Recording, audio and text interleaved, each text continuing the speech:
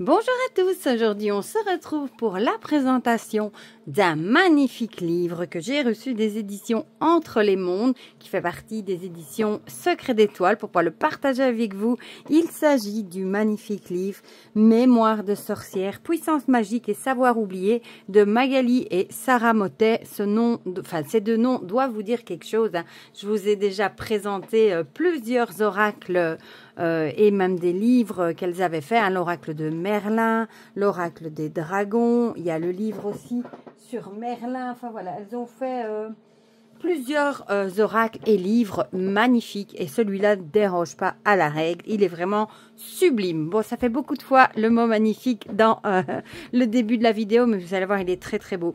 Donc c'est un livre avec une vraie couverture cartonnée, hein, très grand par contre, très lourd aussi parce qu'il est assez épais. Et regardez-moi cette couverture magnifique.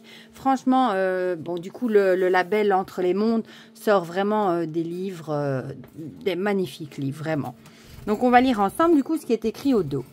Les sorcières sont-elles les vives émanations de cultes anciens, de mondes perdus où les sources sont fées, où les mousses chantent d'étranges chansons au clair des étoiles, où, cavalières débridées, de sombres sabbats, n'incarnent-elles que les peurs ancestrales cachées au cœur de nos contes d'enfance? Cette encyclopédie des puissances magiques vous ramène aux origines en un lieu poétique habité de créatures de lune, de cendres et de sortilèges. Loin des masques grimaçants et à la découverte des savoirs ancestraux. Dans cet entremonde, un grand vent, des songeries, peut-être verrez-vous le vrai visage des sorcières, dames blanches et autres marcheuses délantes. Voilà, regardez comme c'est beau. Donc il est au prix de 35 €. C'est plus cher qu'un livre classique, mais bon, vu la qualité du livre, tout ce qu'il y a dedans, les illustrations, la qualité papier, etc. Franchement, il les vaut. Je vous mettrai mon lien vers Amazon comme d'habitude, si jamais vous avez envie de passer par là pour me donner un petit coup de main. Et sinon, il est disponible partout. Voilà, on va l'ouvrir ensemble. Ici, je trouve ça déjà super beau. On a, je vais essayer de me décaler un petit peu, une carte. Je vais plutôt faire comme ça. Attendez, je vous bouge un tout petit peu par là. Voilà. Une carte avec toutes les sorcières où elles sont situées. Ici, on va retrouver Baba Yaga, Mélusine ici, plus haut les Valkyries, etc. Je trouve ça super joli. Voilà. Alors, regardez-moi ce papier. Est fait vieilli, est fait parchemin. Voilà. Bon, je vais devoir descendre un peu. Voilà. Comme ça, vous voyez tout. Regardez-moi ce petit corbeau ici. Bon, Calcifère est inspiré, comme d'habitude. Donc, on a le sommaire. Donc, on va avoir une préface, une introduction, une historique avec les dieux, déesses et magiciens antiques, avec plusieurs mondes, un monde gréco-romain, un monde celtique, le monde germanique et nordique, le chamanisme et les pratiques magiques. On va avoir le chapitre du paganisme à la sorcellerie, des divinités agraires aux sorcières Oni.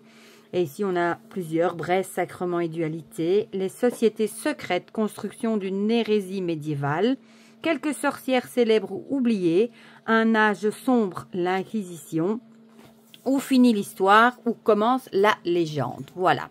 Ensuite, je vous remets droit.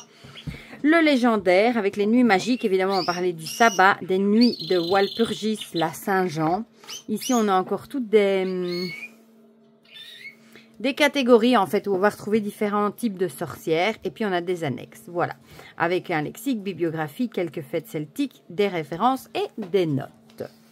Alors, ici, on a une préface. Je vous lis pas tout, mais juste le début, où elle vous dit que cet ouvrage est une invitation, un pèlerinage qui nous mène aux frontières des terres lointaines, à la limite du visible et de l'invisible, là où ombre et lumière se côtoient, là où la sagesse ancestrale et les légendes s'entremêlent jusqu'à ne plus percevoir la limite. Déesse, enchanteresse, magicienne, guérisseuse, alchimiste, initiatrice, amante, passeuse et merveilleuse à travers les âges, telle est la sorcière. Nous partons à la rencontre de cette femme mystérieuse et ambivalente, souvent méprisée et incomprise, mais dont les enseignements et la sagesse ont traversé les époques depuis la nuit des temps.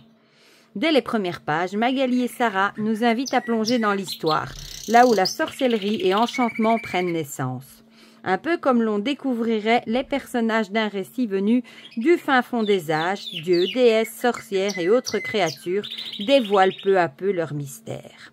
En traversant les époques et les cultures, l'auteur nous permet de poser un regard plus éclairé et plus large sur la place de la sorcellerie dans notre histoire. Voilà, bon, je vous lis pas tout, mais juste le début. Déjà, ici, on ouvre le bal. Regardez-moi cette magnifique illustration. Je ne vais pas vous montrer tout le livre, hein, mais je voulais juste vous montrer, voilà, celle-ci. Regardez-moi ce corbeau, comme il est magnifique. Donc ça, c'est le premier chapitre, hein, avec l'historique. Voilà, dieu, déesse, magicien antique. On est ici dans le gréco-romain. Ici, on est dans le monde germanique avec les deux corbeaux. Hein. Petit clin d'œil peut-être à Odin. Ici, on va parler de Frigga, par exemple. Voilà, les Templiers. Aussi, un petit mot sur les Templiers. Ici, on va parler de la fameuse Inquisition. Justement, il est hyper intéressant. Alors ici, on est dans le chapitre suivant. Hein. Voilà, le légendaire. Magnifique. Hein. Avec les nuits magiques, avec le sabbat. Explication. Regardez-moi ces dessins. Oh, qu'est-ce que c'est joli. Ici, regardez aussi le Vedmak. Bon, je vous montre quelques pages. Comme ça, vous voyez les Valkyries ici. On a tout des runes ici. Les illustrations sont magnifiques. Là, Lorelei. Ici, marcheuse des ruines et des landes. Et franchement, il est trop beau. Alors, regardez. Celle-là, je voulais absolument vous la montrer avec ce moulin à vent, avec ses yeux ici de chat. Oh, c'est trop joli. Et ça, c'était... Du coup, pourquoi... Ah, c'est peut-être de l'autre côté. Le dit du vent. Ce sont des histoires en plus à lire. Je trouve ça super chouette, moi. Regardez ici.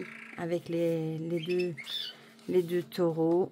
Ici, balai, mon beau balai.